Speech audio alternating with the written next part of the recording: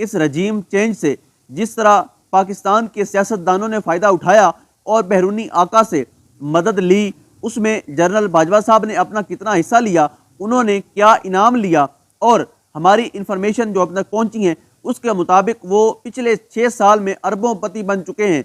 अगर आपको याद हो तो इमरान खान साहब ने एक स्टेटमेंट दी थी कि मुझे जनरल बाजवा साहब ने कहा था कि करप्शन कोई बड़ा मसला नहीं है, करप्शन को छोड़ें, आप इकोनॉमी पे तवज्जो दें। अगर हम दूसरे स्टेटमेंट को ले लें तो मिफ्ता इस्माइल साहब ने एक स्टेटमेंट दिया, वो कहते हैं कि जी जो नैब का कानून बदला है एहतसाब का, वो हमने नहीं बदला बल्कि एस्टेब्लिशमेंट ने बदला है। अगर इन सारे बयानात को देखें, एक तरफ उनको करप्शन से मसला कोई नहीं है, दूसरी तरफ से नैब के कानून को बदला गया तो वो किसके कहने पे बदला गया? मुफ्ता इस्माइल साहब कहते हैं कि भाई हमारी क्या जरूरत कि हम बदल लें, हमारी तो हुकूमत में इतना दमखम नहीं है, ये बदलने वाली एस्टेब्लिशमेंट है।